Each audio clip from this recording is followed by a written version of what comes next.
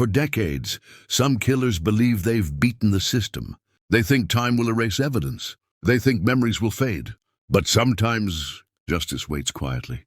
This is the true story of a man who lived freely for years, until one ordinary mistake, a simple coffee cup, finally exposed him. In the late 1980s, a quiet American community was shaken by a crime that no one expected. A young woman was found murdered near her home.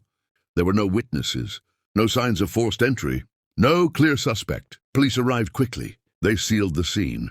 Evidence was collected carefully: hair, fibers, biological material. At the time, investigators believed they had what they needed. But there was one problem. The technology to analyze that evidence didn't exist yet. The case made headlines. Fear spread through the town. Parents locked doors earlier. People stopped trusting familiar faces. But days turned into weeks, weeks into months, and slowly, the case went cold. Detectives continued to work the case, but leads went nowhere. Suspects were questioned, alibis checked, tips investigated. Nothing stuck. Eventually, the file was placed into storage, a thick folder marked unsolved. Years passed. New crimes occurred elsewhere. Investigators retired. Witnesses moved away. Memories faded. But the evidence remained, locked in an evidence room, untouched, waiting for a future that no one could yet imagine. Meanwhile, the killer lived a normal life. A job, friends, family. No one suspected a thing. In the late 1990s and early 2000s, forensic science changed forever. DNA analysis became more advanced. Databases expanded. Cold cases across the country were reopened. Detectives returned to old evidence with new hope. This case was one of them. Technicians carefully re-examined the biological material collected decades earlier. They extracted a DNA profile, but there was still a problem. The DNA didn't match anyone in the criminal database. Once again, the trail went quiet. But investigators refused to give up. Instead, they turned to a revolutionary idea: genetic genealogy.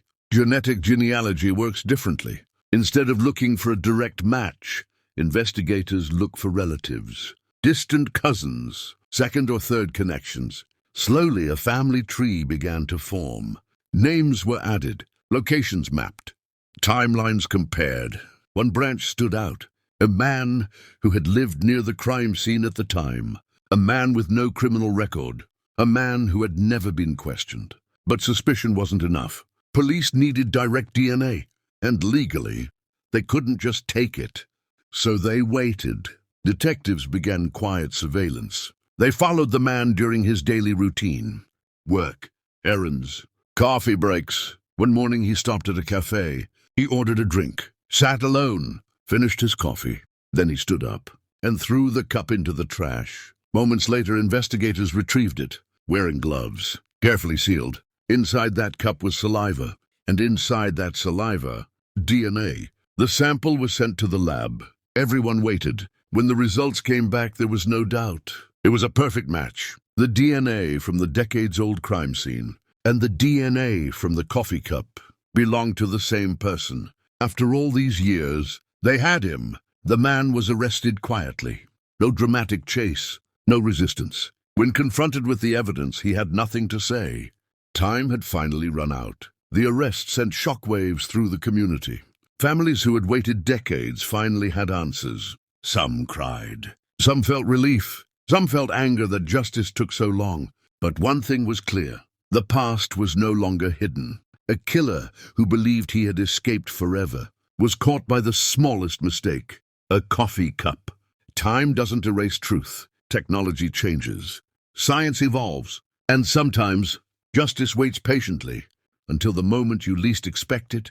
Cold cases are never truly cold.